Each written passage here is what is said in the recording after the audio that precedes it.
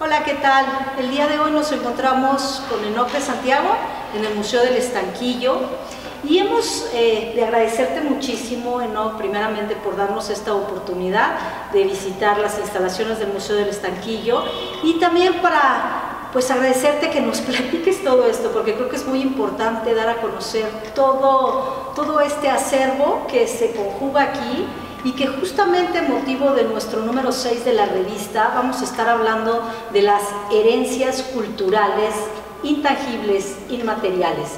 Entonces nos parece que aparte de lo que veamos colgado en un museo, hay muchísimo más atrás que justamente es lo que trasciende o es lo que se refleja a lo largo de estas exposiciones y que obviamente pues el Museo del Estanquillo, que fue una creación y una conjugación del señor Carlos Monsiváis, entonces nos gustaría que nos platicaras, que empecemos esto por platicarnos cómo surge este museo y más o menos de qué va.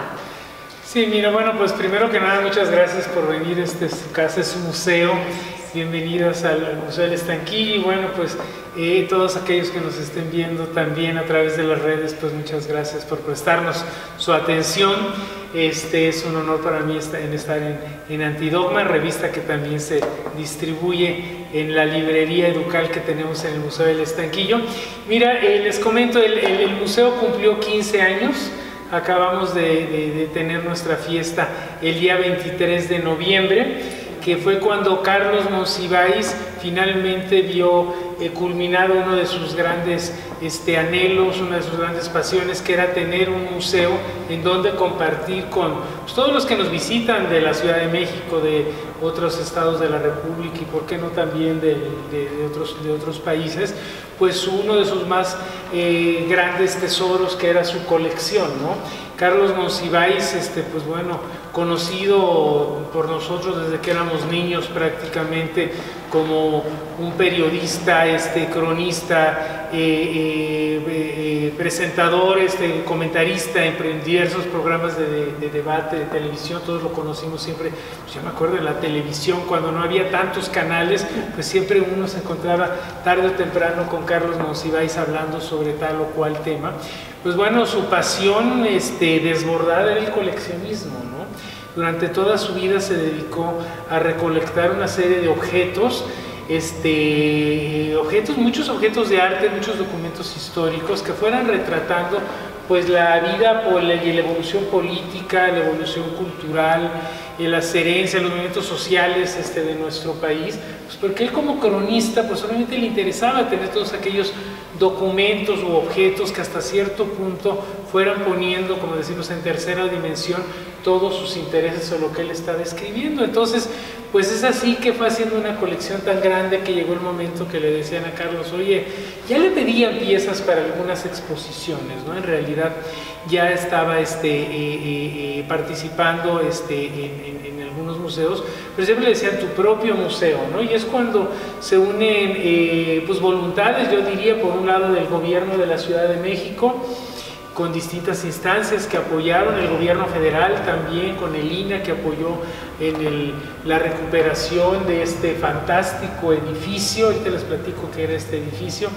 Y bueno, también el fideicomiso del Centro Histórico, la Fundación Carlos Slim, quien también dio un recurso importante para su rescate. Y pues Carlos, que fue lo más importante, que pone la colección. Y bueno, pues finalmente abre este museo un 23 de noviembre del 2006 y bueno, a partir de entonces pues hemos estado organizando una serie de exposiciones que siempre tienen un hilo conductor, ¿no? El pensamiento, los intereses, las pasiones de Carlos Monsiváis. Entonces es como un museo de crónica, podemos llamarlo, en donde cada exposición siempre nos habla sobre una etapa, un aspecto de la vida, ya sea política, social o cultural del país, ¿no? Porque así como hay exposiciones que han hablado sobre movimientos sociales, hay otras que tienen que ver con el disfrute estético de las artes plásticas y algunos otros incluso con tradiciones populares o con hechos históricos muy concretos, ¿no? Entonces, bueno, pues ese es el Museo del Estanquillo. El Museo del Estanquillo es el museo que por un lado custodia, ¿no? digamos, tienen adecuadas condiciones de conservación. Estudiamos la colección de Monsiváis, podemos platicar también de esto, es enorme. Estamos todavía en proceso de catalogación, de registro, de poniéndola en las mejores condiciones de conservación posible. Y por otro lado, pues hay que no solamente estudiarlas y conservarlas, sino que hay que difundirlas, ¿no? A través de los museos, otros museos y principalmente del Museo del Estanquillo, que es, digamos, que el edificio sede, y bueno, pues desde entonces a eso nos dedicamos, y ha sido un museo, pues bueno, que precisamente llega a todos los sectores de la sociedad. Todo el mundo se identifica con el Estanquillo porque creo que toca fibras muy íntimas, ¿no? Y algo que me gustaría, nada más antes de ceder la palabra, comentar la historia de este edificio para los que no estén tan familiarizados de este centro histórico, que es increíble, ¿no? Realmente el centro histórico de la Ciudad de México, por mucho, pues el centro histórico con mayor historia y más riqueza arquitectónica del continente americano de lejos, ¿no? El edificio de la Esmeralda, pues este edificio del Estanquillo se construye entre 1890 y 1892. Lo inaugura Porfirio Díaz porque era la nueva sede de la joyería La Esmeralda, una joyería que vendía pues artículos de lujo, relojes, cajas musicales. Muchos de los relojes monumentales que vemos en edificios públicos que se pusieron con motivo del centenario, un poco antes, en iglesias, etcétera, salieron y los importaba y los vendía la Esmeralda, y funcionó muchos años como joyería, ¿no?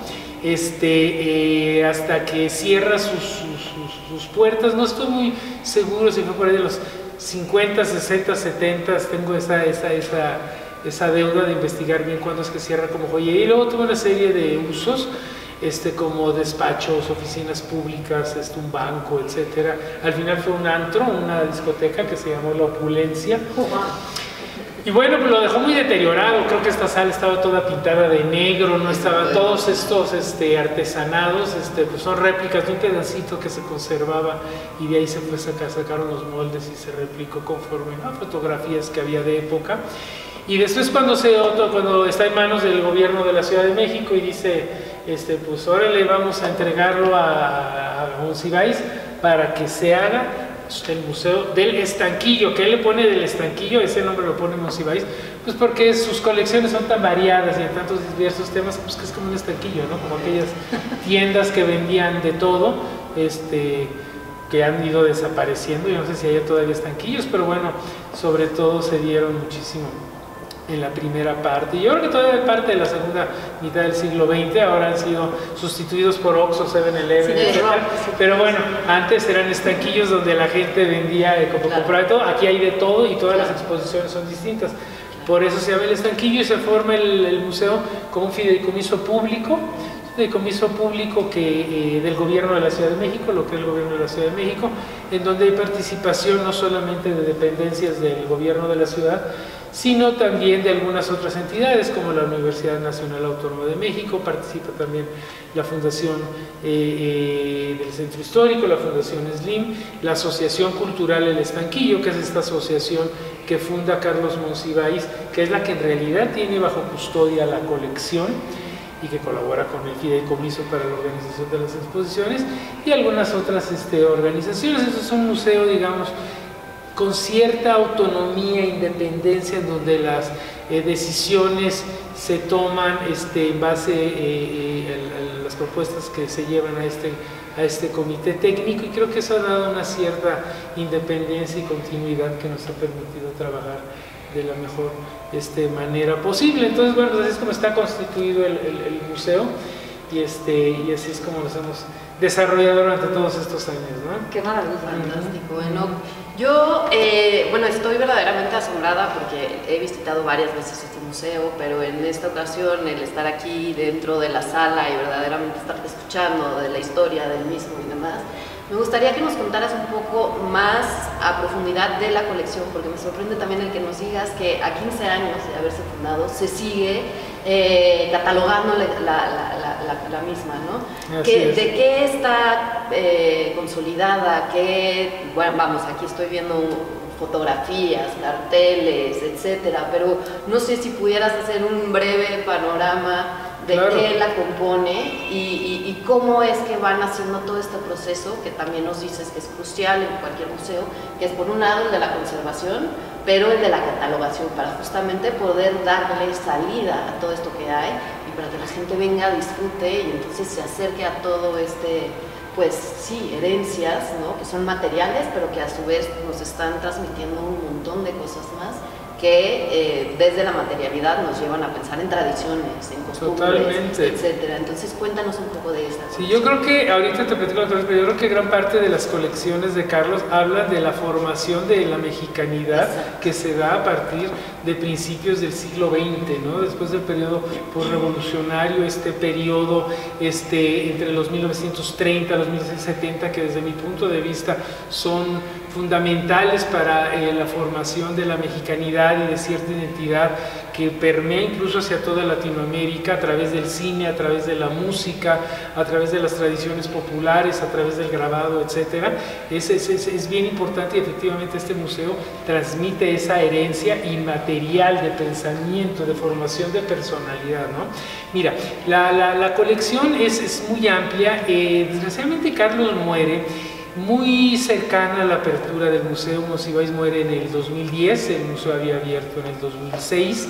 Eso quiere decir que pues realmente son 3 años que le toca disfrutar su museo, asesorar. Él hizo las primeras curadurías de las primeras exposiciones. Sin embargo, bueno, al final obviamente ya estaba enfermo, o sea que ni siquiera podemos considerar los 3 años completos. Y efectivamente deja como muchas signos de interrogación, ¿no? Cosas de que cómo llegó esta obra al museo, qué estaba pensando Carlos cuando adquirió o consiguió tal o cual material. Digo, lo intuimos.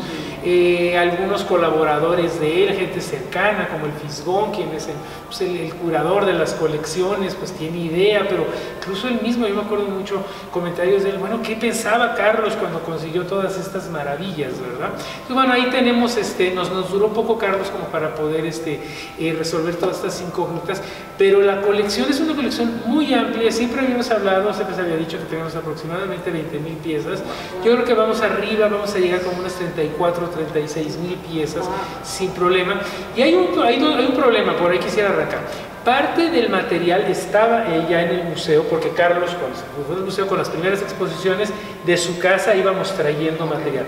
Mucho material, incluso pasaba al Cencropam y algunas otras organizaciones, sobre todo INA e INBA, estuvieron asesorando en darle un proceso de restauración, de estabilización a las piezas, y ya no regresaban a su casa, se venían al estanquillo.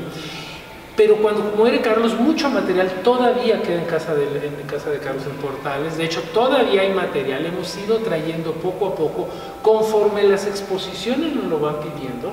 Y conforme hemos tenido también capacidad de traer material, y la familia también, que siempre ha estado muy dispuesta, ha tenido también como el tiempo y el decirnos, mira, esto y esto, pero la verdad es que hemos sido muy piratas. Cada vez que tenemos una exposición traemos mucho material de la casa de Monsiváis, y la verdad es que ya no lo hemos regresado a Carlos. Entonces ese proceso ha hecho que la bodega siga expandiéndose, y cada vez tenemos material que hay que catalogar, aparte del que ya teníamos que catalogar. La colección es amplísima, y bueno, le hemos tratado de ir dividiendo en distintos rubros, ¿no? Que pueden ser un poco arbitrarios, pero bueno, primero el más robusto, que lo estamos viendo aquí, que es el de la fotografía, ¿no?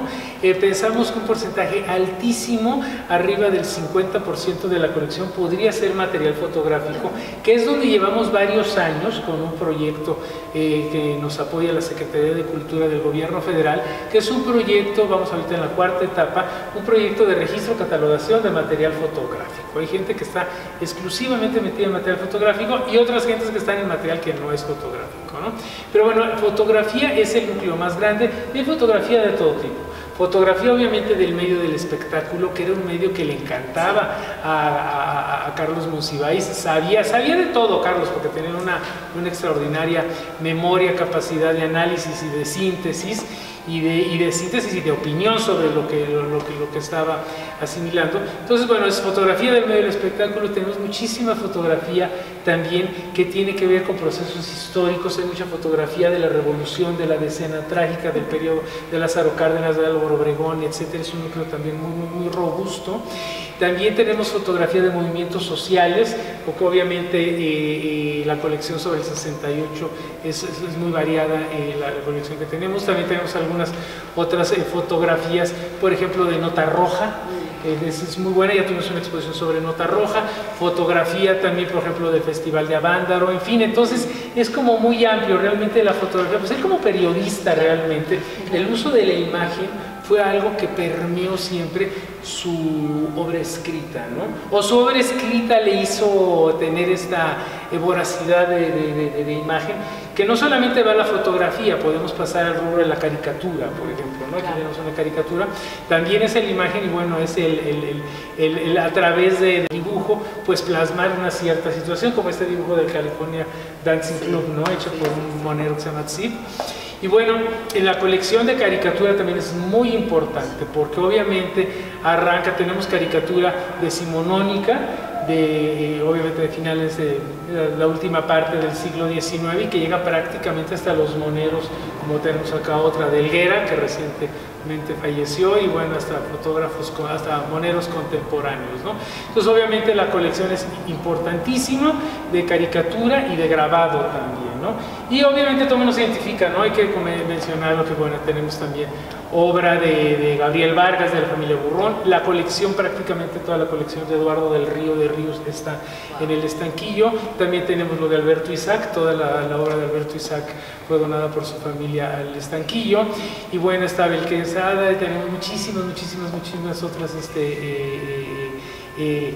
caricaturistas que, bueno, obra del Fisgón, de Hernández, de los nuevos, podríamos decir, de Rapé, de todos tenemos. Entonces somos, digamos, potencia en lo que se llama el área de caricatura. No podemos dejar fuera que también se relaciona el grabado, obviamente no solamente arrancando desde Posada, Leopoldo Méndez. Tenemos la colección más amplia sobre Leopoldo Méndez, gracias a la generosidad de su hijo, de Pablo, que donó gran parte de la colección de su padre.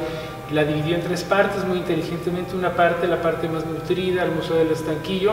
Otra parte se la dio a Toledo, que está en Iliago, si no me equivoco, y la otra parte está en el CENIDIAP del Instituto Nacional de Bellas Artes. Pero bueno, la parte más importante la tenemos nosotros, junto con un acervo muy grande del taller de gráfica popular. Algo que también encanta, que por aquí lo podemos ver, son las miniaturas, que hablan de esta parte lúdica, juguetona de Carlos, y que bueno, a él tanto le interesaba porque de alguna manera también reflejan la vida cotidiana de nuestro país. Casi todas las miniaturas son escenas costumbristas, entonces también es una colección muy grande. La parte de música, partituras, hay unas colecciones, tenemos una colección muy grande.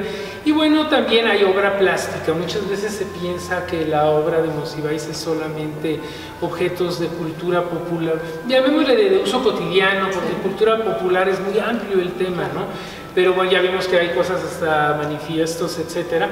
Entonces, la parte de obra plástica es importantísimo, y tenemos obra desde Julio Ruelas hasta algunas cuestiones de Orozco, y de prácticamente, si uno ve la colección de obra plástica del Museo del Estanquillo, ya hicimos una exposición aquí con Miriam Kaiser. Era en realidad un viaje por la historia del arte mexicano, prácticamente moderno, y también incluso hasta contemporáneo. O sea, hay obra de Vicente Rojo, de Francisco Toledo y de muchísimos, José Luis Cuevas, etcétera. Prácticamente yo diría, es difícil mencionar a un artista plástico o a un fotógrafo también que no tenga presencia en la colección del Museo del Estanquillo. Qué maravilla. Y no, a mí me parece interesantísimo todo esto que nos cuentas, porque justamente nosotras pensábamos, y esto ha sido también un poco la evolución de Antidogma, de la revista, cómo nos ha ido llevando de número a número a través de nuestras coberturas especiales que tenemos, desde el número 1, que estamos hablando del el primer Festival Internacional de Pace Stop de la Ciudad de México, ese fue nuestro tema, y ahí empezamos a ver ciertas cosas que pasaban. Luego viene el número 2, que estamos hablando del Abierto Mexicano de Diseño, y ahí vimos justamente todo lo que pasaba, los museos participantes, las instancias participantes, el tema que fue sobre lo popular, que bueno, nos llevó a abrirnos un mundo enorme. Desde ahí ya le estábamos echando el ojo al Museo del Estanquillo. Luego viene nuestro número 3, que esta es una bomba de glitter y que justamente ahora pues resurge, ¿no?, en este mes de marzo, con una reflexión en torno a la perspectiva de género en el arte y la cultura, y hacia ahí te voy a orientar esta pregunta que te voy a hacer. En el número 4, pues viene la pandemia, entonces tuvimos una serie de iniciativas en Sumarte que compendiamos en la cobertura especial del número 4 sobre arte y cultura en tiempos de pandemia. Y nuestro número 5, que tú ya conoces, donde estuvimos hablando de la posibilidad de la creación colectiva, y todo esto con estas búsquedas de lo que estaba sucediendo en estos últimos tiempos, ¿no? Y justamente eso nos llevó a replantearnos y a repensar las herencias culturales. Obviamente no queremos de manera arbitraria desusar o dejar el término del patrimonio cultural, pero estamos conscientes, ¿no?, que en este momento en el que estamos hablando de perspectiva de género, pues obviamente el patrimonio cultural se refería al legado del padre al hijo. Las mujeres no teníamos esta posibilidad de heredar tierras o heredar bienes, ¿no? Se hacía a través del esposo, si bien te casabas, y etcétera, ¿no? Entonces un poco aquí empieza a surgir esta duda, ¿no?, de bueno, ¿por qué no le llamamos legados o herencias culturales, ¿no? Finalmente ahí estamos hablando de toda esta tradición. Y en ese sentido a mí me gustaría conocer un poco tu opinión sobre lo que nos está legando todo este conjunto de imágenes, las películas del cine. Sabemos que el cine de oro mexicano, pues sí, una maravilla, ¿no?, cinematográfica, pero ha tenido una de las críticas más agudas sobre la exacerbación del machismo mexicano y todo esto, ¿no? Entonces mi pregunta es, que es un poco conflictiva y a lo mejor difícil, ¿de qué manera preservamos todas estas herencias? ¿De qué manera se preserva toda la identidad, como tú decías, el nacimiento, el surgimiento de la mexicanidad, pero ahora podamos darle una justa cabida también a la participación de las mujeres, ¿no? Veíamos, por ejemplo, estamos haciendo, y te lo platico porque bueno, ya lo hablaremos en otras charlas, tenemos una investigación muy profunda sobre la música, por ejemplo, y cómo en ciertos bailes pues las mujeres no participaban.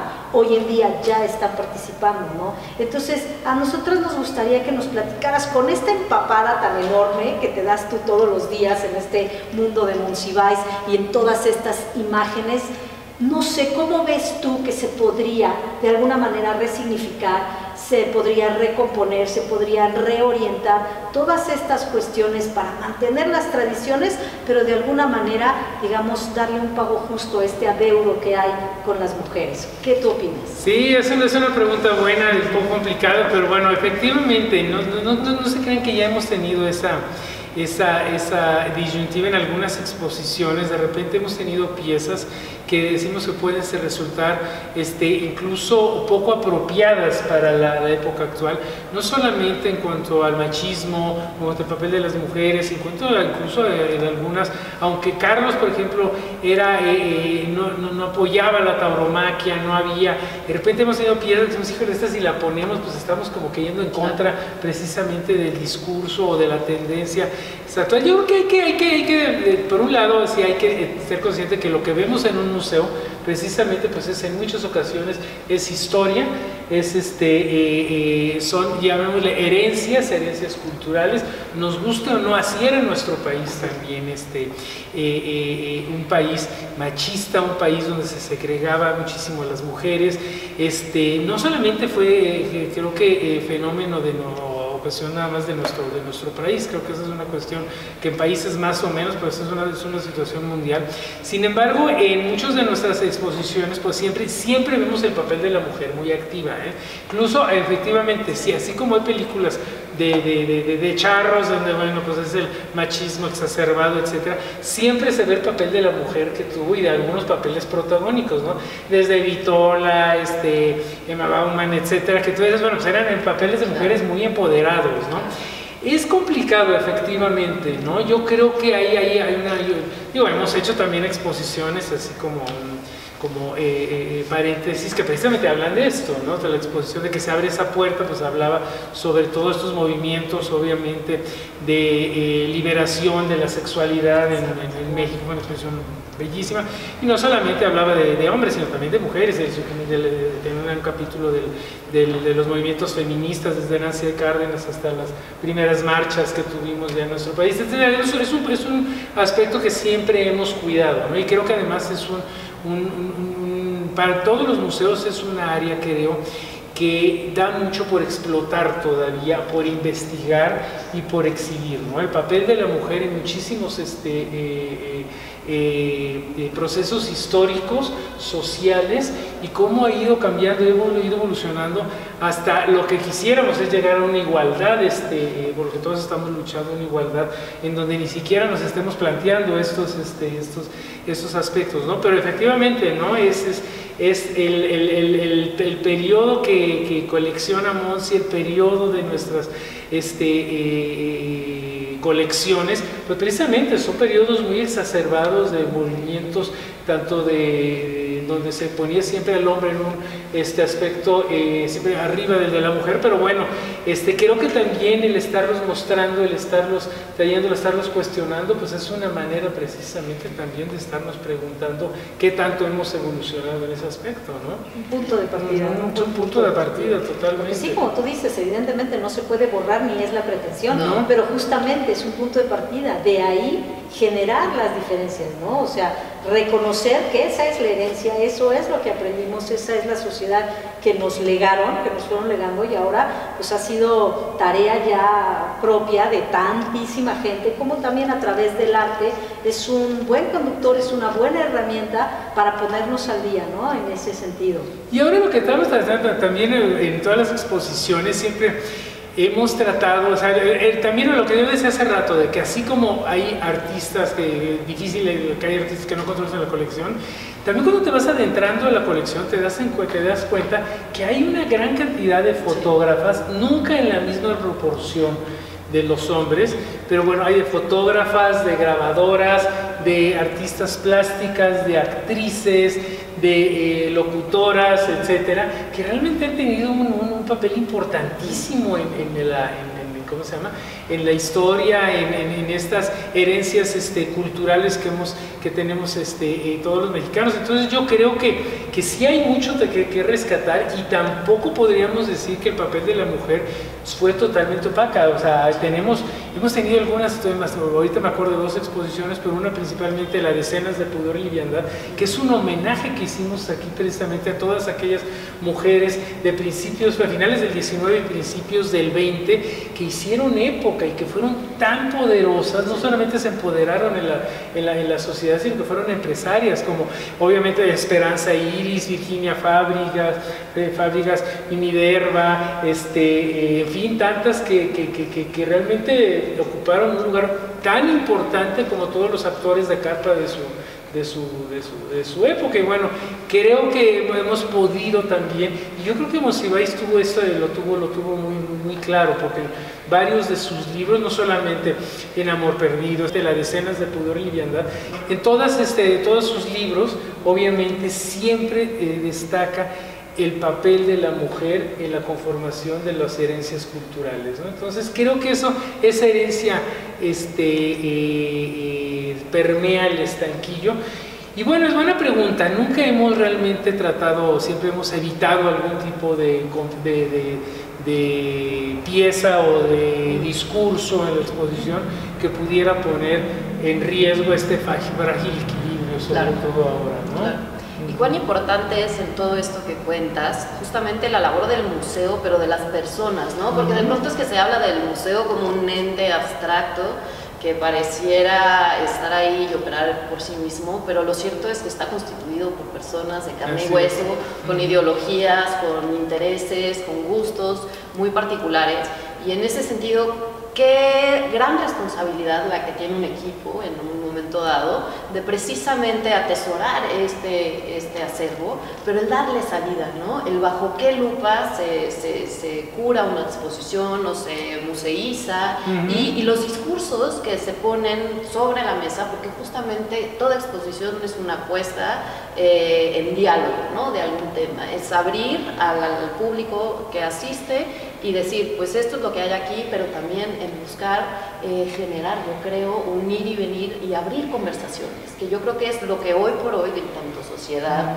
pues cada vez más abierta a las, ¿no?, diferencias, a la inclusión, se debe de hacer, y yo creo que es un enclave como un museo, y sobre todo un museo con un acervo tan rico y diverso, puede hacer, y en ese sentido creo que es maravilloso, porque yo sí veo un esfuerzo ahorita que estamos en esta exposición, de la que también me gustaría nos hablases un poco más, veo este esfuerzo por poner en relevancia, en efecto, a las personalidades tanto masculinas como femeninas, ¿no? En donde no se ve una sobrecarga de determinadas cosas. Entonces yo creo que allí también es ver cómo heredamos y qué vueltas les damos para el futuro, ¿no? Qué sociedad estamos construyendo desde un ayer que nos legaron, pero el hoy cómo lo reconfiguramos. Sí, mira, el equipo del Estanquillo es un equipo muy pequeño, en realidad somos 11 personas las que trabajamos aquí, pero obviamente tenemos colaboradores externos, y bueno, las exposiciones, casi todas, yo te diría, si no todas, casi todas han sido con curadores externos,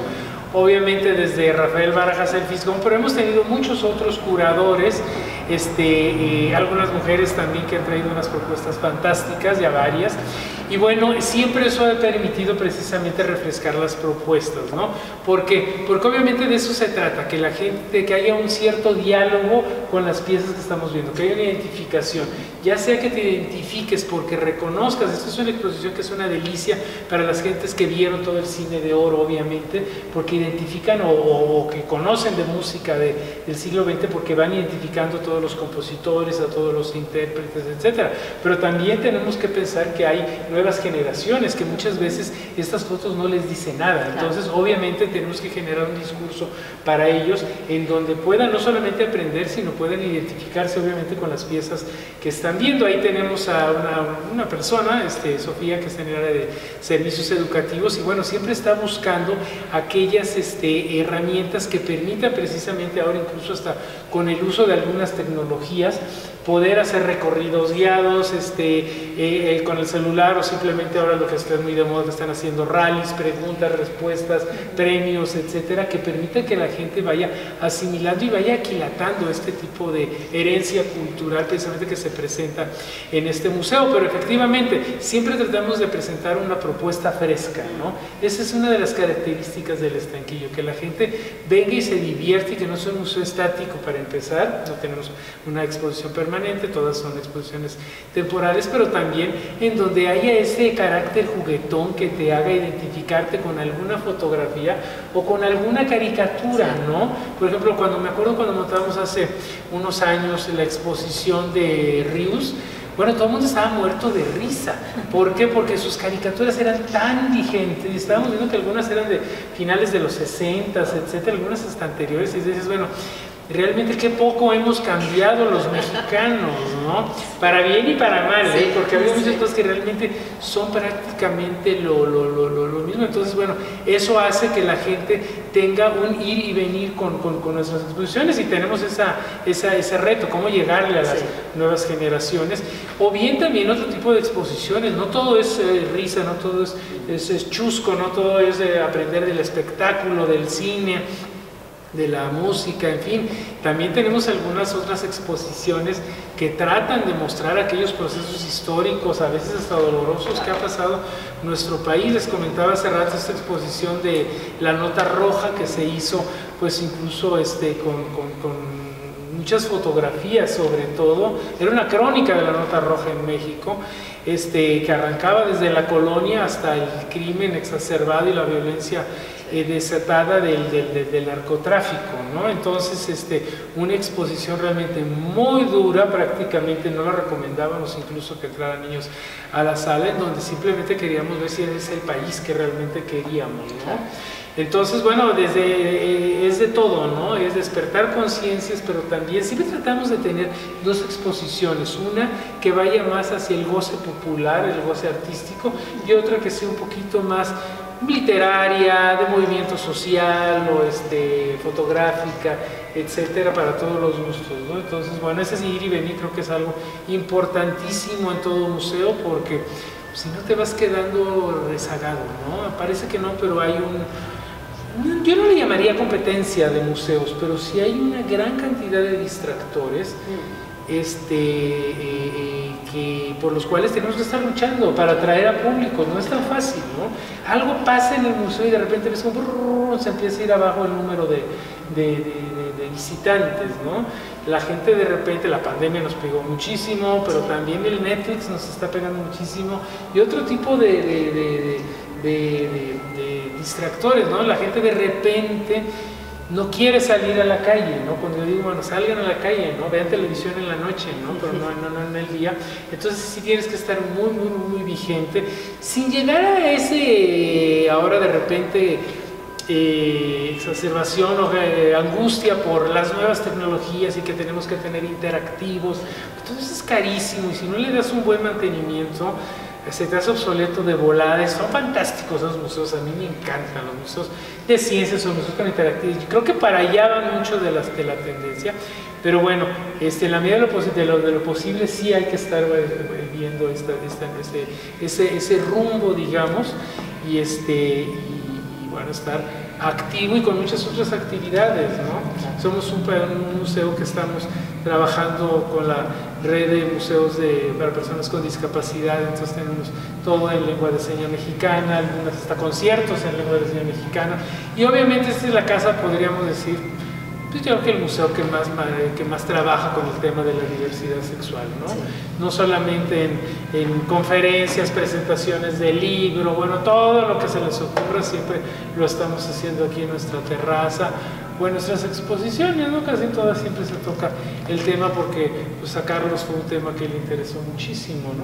Y como nuestras exposiciones hasta cierto punto siempre emanan de algún aspecto monsivaciano, pues normalmente cruza por ahí el tema, ¿no? Y bueno, yo nada más quisiera como para hacer justamente mención y retomar estos 15 años, ¿no? Esta trayectoria que lleva, esta evolución que hasta el momento pues tú has testimoniado, ¿no? Desde su formación, la gestación y obviamente todo este proceso.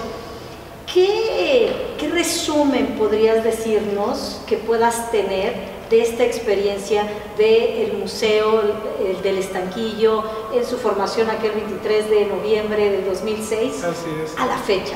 ¿Qué ha pasado y ahora qué viene? Es decir, ¿cuál sería el reto más inminente al que te estás enfrentando? Mencionabas que tal vez esta posibilidad de acercar más audiencias, ¿no? Todas estas estrategias que de pronto en el torno de la gestión cultural nos pueden presentar propuestas como combinación con museos, a lo mejor, ¿no? Tú de pronto presentabas, digo, no como una competencia, sino a lo mejor como una complementariedad, ¿no? ¿Qué museos están aquí alrededor? ¿Cómo podemos hacer recorridos conjuntos? No sé, como me gustaría que nos hablaras de esto, después de esto de resumen de 15 años, ¿qué viene para el Museo del Estanquillo? Bueno, déjame aclararte que a mí me hubiera encantado haber participado en el Museo del Estanquillo desde su formación o desde los trabajos previos. Yo en realidad entro aquí al museo en el 2013, ya prácticamente voy a cumplir 9 años, es decir que ya empiezo a hacer de las piezas inventariadas del museo. Pero mira, yo como yo creo que el Museo del Estanquillo, cuando entré tenía pocos años, y pocos años que había muerto Monsiváis también.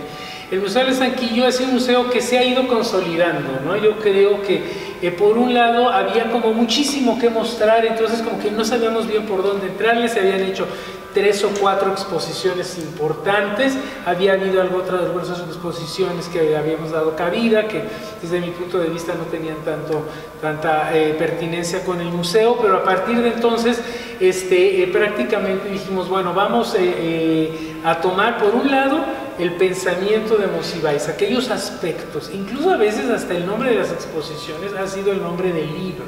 Entonces ha sido el guión curatorial prácticamente al cual le hemos puesto toda la obra de lo que escribió Carlos, ¿no? Así fuimos abarcando pues, su pensamiento, sus libros sobre lo que escribió. Por otro lado, había también como deuda con algunos grandes que estaban presentes de manera muy importante en la colección, con algunos, ya sea fotógrafos o con algunos autores, artistas también. Pues por ahí nos fuimos, hicimos una muy buena exposición sobre Miguel Covarrubias, por ejemplo, luego otra sobre Andrés Audifred, sobre Rius, etc. Y luego también, obviamente, sobre algunos aspectos que nos interesaban sobre como movimientos sociales. Entonces, sobre ese aspecto dijimos, bueno, pues vámonos y vamos consolidando un proyecto, creo que de exposiciones muy sólidas, ¿no? Y abarcando también las pasiones de Monsiváis como el coleccionismo de libros, el coleccionismo de música, el coleccionismo de fotografía, o el coleccionismo de películas de cine, ¿no? También, entonces creo que avanzamos muchísimo en tener exposiciones muy sólidas que dieron al Estanquillo un cierto estatus dentro de la esfera museística llamémoslo, al menos del centro histórico de la Ciudad de México, ¿no? Es un museo serio, con instalaciones realmente muy bien mantenidas en donde la gente puede venir, además de manera gratuita, y creo que en eso hemos ido caminando.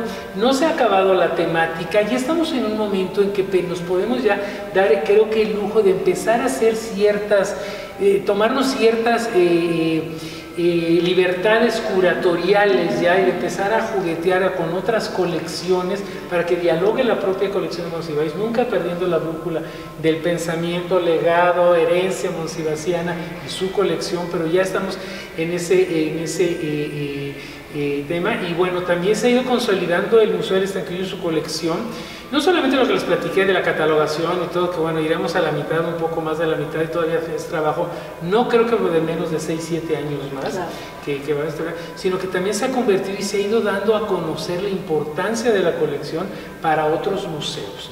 Ahorita tenemos varias piezas que están en montaje en el Museo Reina Sofía, en donde habrá una exposición precisamente sobre grabado. Estamos prestando varias piezas que van al Museo de Arte Moderno de la Ciudad de México, y así no paramos. Parecemos en realidad, como todo museo realmente, es algo que nos consume mucho tiempo, pero siempre están la gente consultando, sobre todo los curadores, investigadores, el acervo. Entonces yo veo un museo mucho más formado en cuanto a sus propuestas curatoriales y en cuanto al manejo de su colección.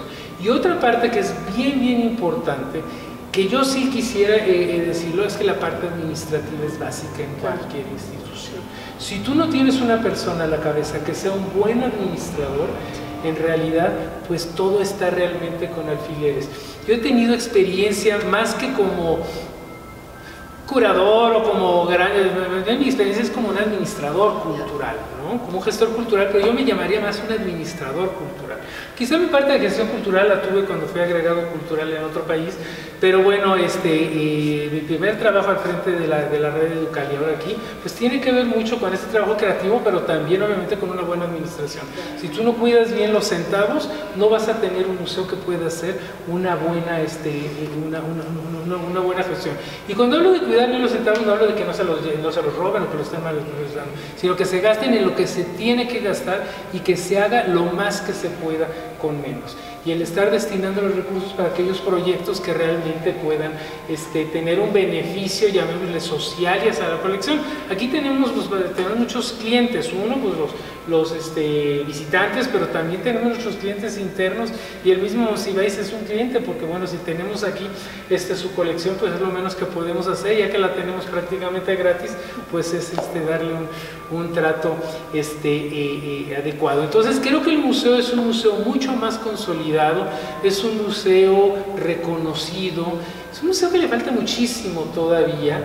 Estamos tratando, y hay muy buenos, sobre todo la pandemia, fíjate, ha ayudado a que los museos estén de la mano, sí lo estamos, a través de esta asociación, que no es una asociación, es una alianza de museos autónomos y mixtos, así se llama, la MAM, que la lleva muy bien, un compañero del MIDE, del Museo Interactivo de Economía. Pues nos hemos ido unidos y de repente hay algunos proyectos de los rallies de visitar a museos o cuestiones de descuentos en los ingresos o aquí nosotros en la cafetería, en fin, tratamos de echarnos la mano y sí lo hay, y todo lo que les platicaba de la red de museos para personas o para atención de personas con discapacidad también, es una red que cada vez se hace mucho más sólida, donde participamos prácticamente todos. ¿Para qué? Para tener museos accesibles, ¿no? Tratamos de que sean museos que no solamente haya accesibilidad física, sino que haya también accesibilidad auditiva, accesibilidad visual. Incluso todos vamos poco a poco, conforme vamos teniendo dinero, hasta equipándonos para que pudiéramos tener un recorrido, por ejemplo, de personas débiles visuales o ciegas, prácticamente sin ayuda, ¿no? Entonces, bueno, estamos, te digo, trabajando todos juntos, pero bueno, ¿qué nos falta? Yo creo que nos falta mucho. Todos los museos tenemos ahorita la bronca después de esta pandemia de una crisis económica muy grave, muy enraizada, que a mí me preocupa porque no veo muchas veces fácil la salida.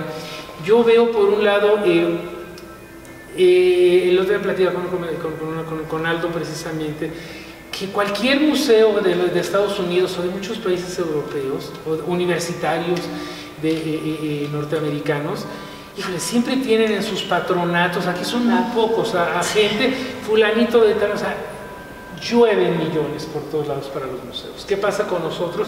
Que somos museos que prácticamente, muchos, no todos, sobre todo los de la MAM no tanto, pero muchos sí tenemos una gran dependencia del subsidio público, claro. Y si el subsidio público escasea, pues entonces estamos prácticamente sobreviviendo y trabajando con lo mínimo. Creo que también una parte importante sería para el Estanquillo, creo que para todos los museos, sería cómo consolidar una estructura administrativa financiera que nos permitiera trabajar, digo, sin grandes excesos, pero cuando menos poder desarrollar los proyectos sin tantas apuraciones. Y creo que algo que tenemos que seguir trabajando es la consolidación de los públicos y cómo la gente se apropia de su museo y haga comunidad. Nosotros, por ejemplo, ahora que fue la pandemia, pues bueno, el museo cerró. Hay que tener un poco, de repente, la gente piensa que los museos cerraron y entonces cerraron la puerta de chirrin chin chin y aquí ya no entró nadie, cosa que no pasó. Digo, a nosotros nos agarró la pandemia con una exposición que teníamos bastante obra prestada y bueno, no se pueden apagar los aires acondicionados, se tienen que seguir limpiando las salas, tienen que estar los de la vigilancia y bueno, en fin, o sea, no es que hayamos dejado de venir a trabajar tanto tiempo, teníamos guardias, etcétera. Siempre es una responsabilidad enorme y es una preocupación cómo está el museo, ¿no? Prácticamente alguien están los medidores automáticos de humedad relativa, de humedad, de temperatura, etcétera. Pues siempre alguien tiene que estar viniendo para ver si no se despegó una fotografía o si no está pasando algo o si no hubo una gotera, claro, ¿no? Algo que puede estar pasando. Entonces, bueno, esta pandemia hizo que desarrolláramos, sobre todo a través del área de servicio educativo, un proyecto muy bonito que se llama Comunidad Estanquillo, que precisamente lo que busca es hacer comunidad, y creo que ese es el reto que tienen todos los museos y que lo han sabido hacer muy bien otros museos, que es cómo generar este tipo de fidelidad, a lo mejor no nada más a tu museo, sino a cierto número de museos, a los museos que le interese a la gente. Cada quien tendrá el museo, la característica de museos que más les guste. Si te gustan museos de ciencias, si te gustan museos de arqueología o museos de historia, etcétera. Pero sí cómo hacer que la gente sienta suyo el museo, ¿no? Entonces, a través de redes hemos tratado de generar una serie de contenidos interactivos en donde la gente pues esté recibiendo información, no solamente de lo que hacemos, sino información ya digamos de la colección de una determinada pieza de un autor, etcétera, y cómo hacer que hasta cierto punto interactúen, ¿no? Entonces, generar esa fidelidad es complicada, no es tan sencilla y muchas veces no sabemos muy bien por dónde entrarle, porque además varía mucho de una a otra exposición, ¿verdad? Puede haber una exposición de repente donde la gente diga, híjoles, como que pues sí está buena, pero pues ahí vámonos, puede haber otra exposición que a la gente le encanta, ¿no? Entonces de repente también los públicos pueden ir fluctuando. Entonces Creo que por ahí va el cómo hacer que la gente venga y se sienta en su casa, ¿no? La sala de lectura es un ejemplo, tenemos gente que viene y lee y se lo pasa muy bien. La cafetería en la terraza, también maravillosa, la gente viene y bueno, a veces alguna gente sube en la terraza y no pasa a las salas, pero tarde o temprano pasará.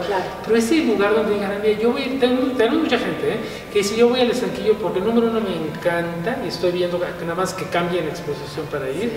Número dos, paso un día increíble y en todos los museos pasa igual, es gratis y aunque los museos cobren realmente, creo que es mucho más caro cualquier otro tipo de sigue siendo una actividad recreativa y educativa muy barata.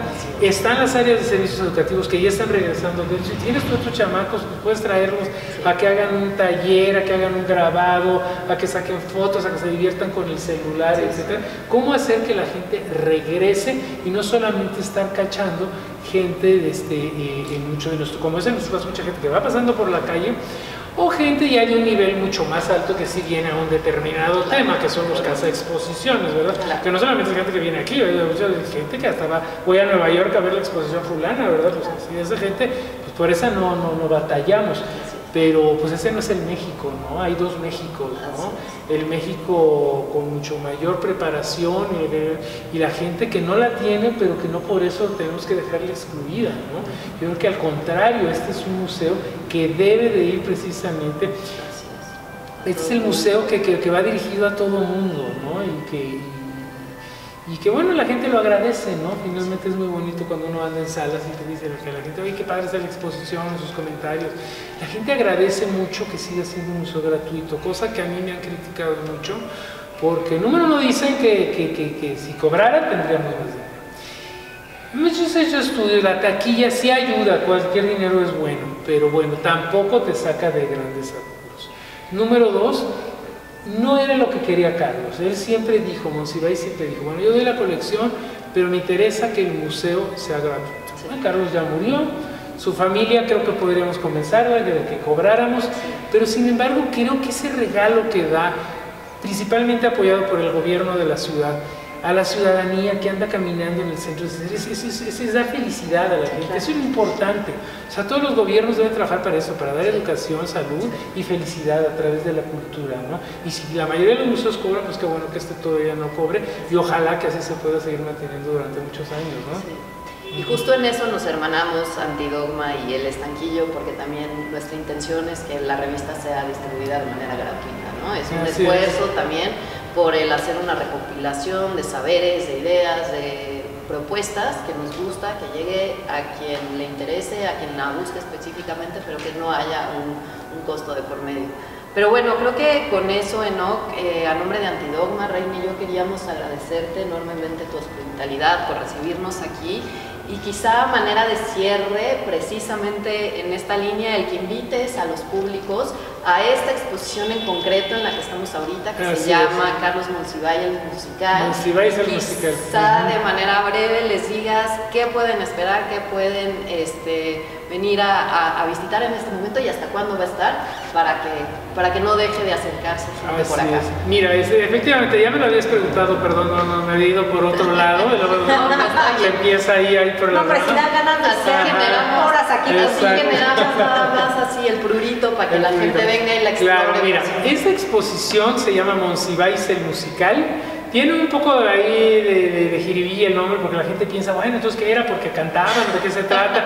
Y todo lo que habla es Monsiváis. Para Monsiváis la música, así como el cine y muchas otras pasiones, pero principalmente la música fue una parte muy importante de su vida. No solamente en su obra escrita, muchos libros hablan sobre música, medio del espectáculo, compositores, etcétera, en su colección, que lo podemos ver aquí en esta exposición, y en su colección de objetos, de fotografías y también de discos, ¿no? Entonces, ya habíamos abordado varios aspectos de las pasiones de Monsiváis en cuanto al coleccionismo. Habíamos hecho una exposición sobre sus libros, sobre el cine, sobre sobre miniaturas, etcétera, y nos faltaba hacer una que hablara sobre su colección de música, que hacía poco la familia la había entregado, pues ya ni tampoco, lo que pasa es que no es la pandemia, se nos fueron 2 años, pero si no me equivoco fue en el 2018 cuando se fueron los discos de Carlos Monsiváis, más de 5,000 discos a la Fonoteca Nacional. Entonces se van a la fonoteca para que se arme ahí, para eso estudio y preservación, se hace el